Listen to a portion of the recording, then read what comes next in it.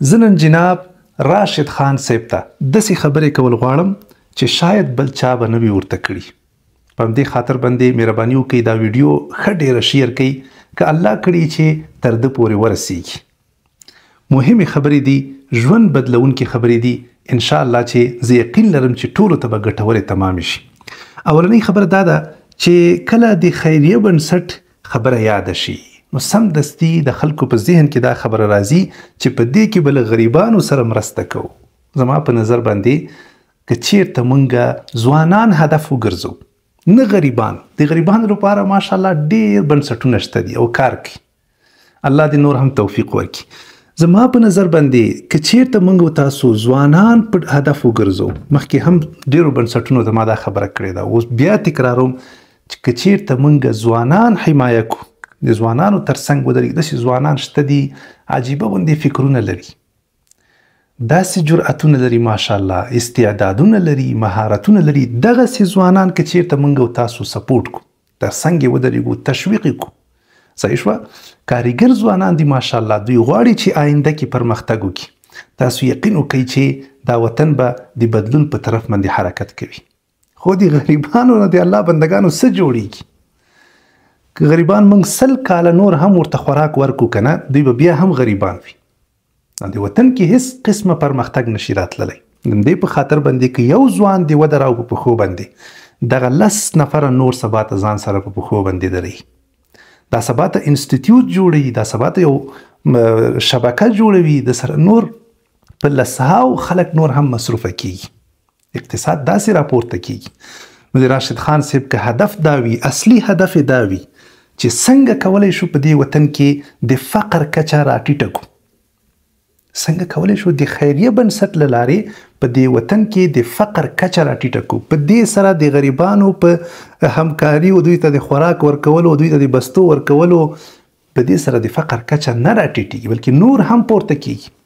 تاسو یقین پر رب وکړئ، ډېر عزتمن خلک چې زه یې پیژنم که نه، نن دا چې فضا داسې ده چې هر څوک خیراتونو پسې منډې وهي، له هغوی نه مې په خپلو غوږونو باندې اورېدلي دي چې چېرته به څوک پیدا نه شي چې موږ ته یو څه راکړي.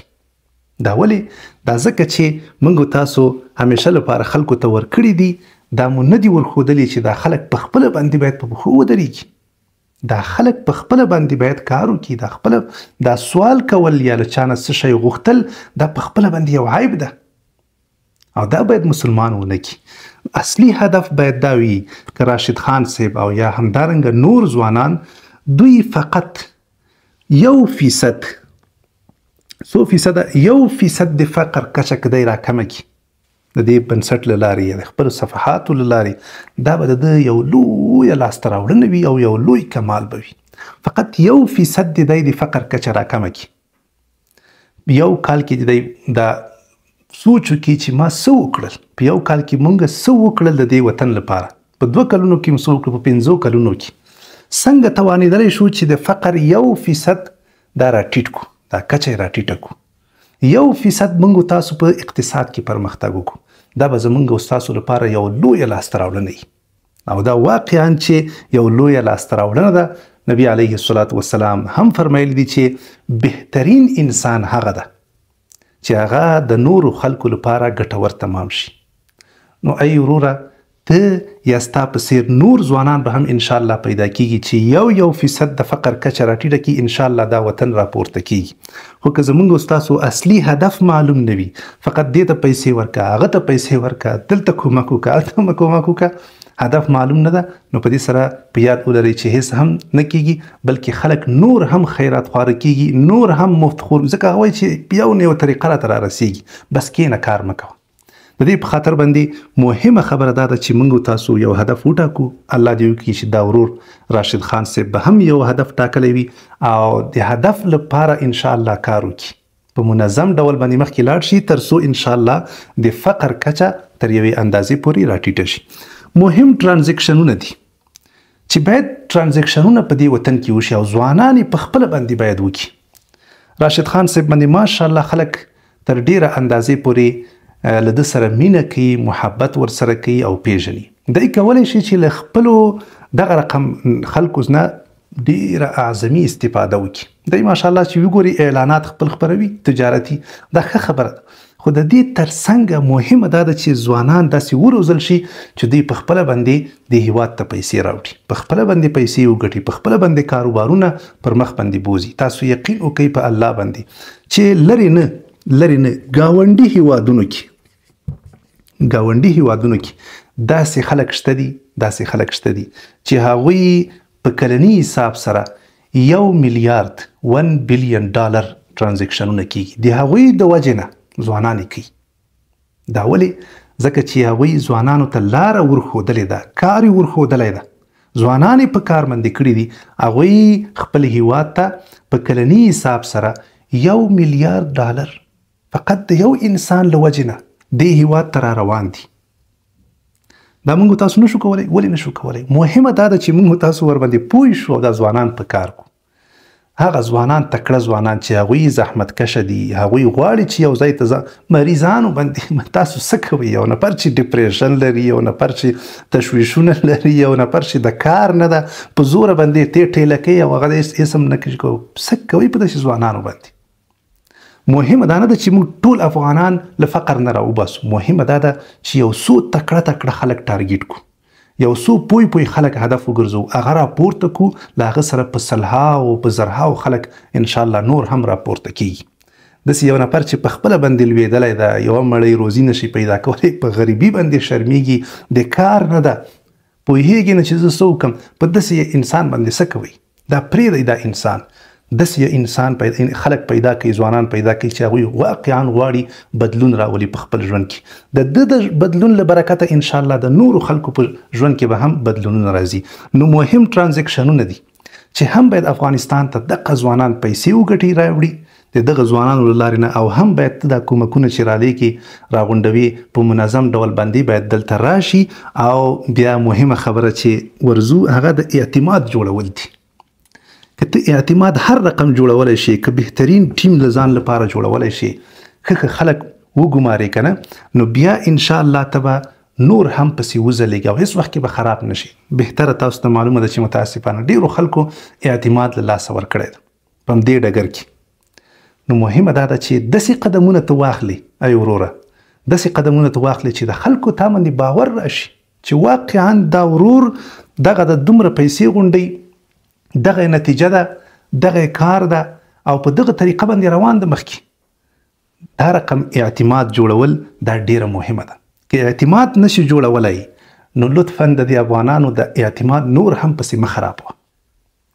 اعتماد جوړول دا د ټیم له لارې کیږي چې یو ته بهترین انسانان پیدا شي، د ستا لپاره پیدا کړي، پلټنې وکړي، داسې خلک چې هغوی خپل دا ژوند تیر کړی وي ډیر وخت په صداقت کې، په فداکاري کې، له وطن سره په مینه او محبت او اخلاص درلودلو کې، له خلکو سره احساس ورسره وي، غل نه وي، داسې خلک ته ځان سره پیدا کړه، انشاءالله ته نه بدنامه کیږي او ورځ تر بلې به انشاءالله ستا دغه خدمت نور هم پراخیږي او پر مخ باندې وځي. نو د اعتماد جوړول دا مهمه خبره ده چې ته باید په یاد ولري. په دې برخه کې زمونږ په وطن کې داسې خلک ځوانان ژوند کوي چې هغوی اصلا جوړ نه دي کار ته. متاسفانه چې زمونږ دا حالت خراب ده که نه ده، اصلا زمونږ ذهن جوړ نه ده، ځکه مو حالت خراب ده. اصلا زمونږ په فکر کې غربت پروت ده، زمونږ په فکر کې ناکامي او مایوسي پرته ده. ای وروره مهرباني وکړه، په ذهنونو باندې کار وکړه. صرف په دې باندې خو کار نه کیږي که نه چې موږ فقط د فاتحو اعلانونه خپاره کړو، داسې اعلانونه چې اصلا چاته ګټه نه رسوي، صحیح شوه که نه، یا فقط او فقط تجارتي اعلانونه، نور پکې هیڅ د خلکو ذهن جوړوله نه، د خلکو فکر د خلکو ذهن او فکر دا تر هر څه ډېر مهم ده. په دې برخه کې کوشش وکړه چې د خپل بنسټ له لارې انشاءالله الله دې توفیق درکړي چې آینده کې 10 بنسټونه جوړ کړي. دا به لا دې خوشحالۍ خبره وي او زمونږ لپاره به د فخر ځای وي. دا ځینې خلک که نه په خیریه بنسټونو باندې خفه کېږي چې ولې خیریه بنسټونه دي، ولې جوړ کړه او څومره ډېر شو. هېڅ ډېر نه دي. تاسې نوره دنیا نه ده لیدلې چې په نوره دنیا کې څومره خیریه بنسټونه دي او څومره پیسې هغوی ټولوي. زمونږ دا خیریه بنسټونه د ګوتو په شمار دي، د هغوی په مقابل کې هېڅ هم نه دي. نو الله دې راشد خان صاحب ته توفیق ورکړي چې نور هم دغه رقم بنسټونه جوړ کړي، ښه بنسټونه جوړ کړي او له هر څه نه مخکې د ځوانانو ذهنونه جوړ کړي. ماشاءالله څومره فالوورز لرئ تاسو، د دغه فالوورزو ذهنونه جوړ کړي. داسې خلک دي زموږ په دې وطن کې چې میلیونونو خلک د هغوی فالوورز دي، خو متاسفانه چیرته هم داسې کار ونه کړي چې د ځوانانو اول کې دا ذهن جوړ شي چې بالاخره ځوانان په خپله باندې په حرکت کې راشي. دا ډیره مهمه خبره ده. د ځوانانو په ذهنونو جوړولو، په فکرونو جوړولو، په مهارتونو جوړولو باندې ښه ډیره سرمایه ګزاري که دې وسه کېږي له خلکو نه یې راواخله او په دې برخه کې ولګوه، تر څو انشاءالله زموږ ستاسو چې ذهن بدل شو، فکر مو بدل شو، نو حالت مو هم انشاءالله بدلیدلی شي. او زه یوه مهمه خبره بله چې کول غواړم هغه دا ده چې ویژن او میشن دې کوشش وکړه چې واضحه کړي. څومره چې کلیر کولی شي، څومره چې وضاحت ورکولی شي خلکو ته، دا ورک. په دې سره انشاءالله ستاسو دا کارونه نور هم ښه کېدلی شي. خو چې میشن ویژن دا پټ وي، مبهم وي، معلوم نه وي، پیسې راشي، کلونه تیر شي، کوم تغییر ونه لیدلی شي، نو تاسو په خپله باندې فکر وکړئ، هم الله مکړه بدنامي رامنځته کېدلی شي، هم هلته کومکونه په هغه باندې تاثیر راځي، بدې اغیزې پرې راځي او زموږ ستاسو په غاړې هم بندېږي. تر ټولو بده خبره ده چې غاړې مو بندې شوي، ځکه تا خلکو ته واضح ډول باندې نه دی ویلي چې ته څه کول غواړې، څه برنامه لري، په آینده کې کوم ځای ته تګ غواړې، څومره ځوانان دې راپورته کړل، څه رقم حالت ته څه روان دي. نو څومره چې کولی شي مهرباني وکړه د خپلو فعالیتونو او د کارونو دا ښه وضاحت خلکو ته ورکړه. زه خبر یم چې مخکې هم تا خیریه بنسټ، خو عادي یو خیریه بنسټ لکه د نورو په څېر نه، لکه څنګه چې ستا نوم روښانه ده، څنګه چې ته له ټولو نه زیات مشهور یې، دغه رقم باید ستا دا کارونه هم دغه رقم ښه ډېر روښانه وي او ښه واضحه وي خلکو ته. څومره چې ته خلک پوهولی شي پوهې کړه، انشاءالله دا ستاسو په خیر باندې دي، د افغانانو په خیر باندې دي او د ټولو په خیر باندې دي انشاءالله. په اخره کې الله دې وکړي چې دغه خبرې په چا باندې بدې نه وي لګېدلي او دا ویډیو هیله ده چې انشاءالله تر هغه پورې ورسیږي. الله دې موږ تاسو ټولو ته توفیق راکړي چې په ښه طریقه باندې انشاءالله خدمت وکړو، خدمت لپاره ملا وتړو، د خلکو خبرو په قصه کې نه شو. ځکه متاسفانه څوک چې ډېر کلونه هم خدمت وکړي، خو چې یو ورځ یوه اشتباه ترې وشوه، دا ټول خلک همغه اشتباه کلکه رانیسي او هغه د کلونو خدمت یې څنګه کوي، هغه بالکل ورته ختموي او هېروي. دا بده خبره ده. موږ او تاسو به د چا قصه کې نه اوسېږو، ځکه موږ تاسو خدمت چې کوو د خلکو په خاطر نه کوو، بلکې د الله په خاطر باندې کوو. مهمه هغه ده. نو خلک به هر څه وایي، د خلکو په قصه کې به نه اوسېږو. زموږ ستاسو دا خدمت او اخلاص به حتما انشاءالله رنګ راوړي او الله جل جلاله به د دغو خلکو په زړونو کې زموږ ستاسو محبت اچوي. الله دې موږ تاسو ټولو ته د خدمت کولو توفیق را نصیب کړي. والسلام علیکم ورحمة الله.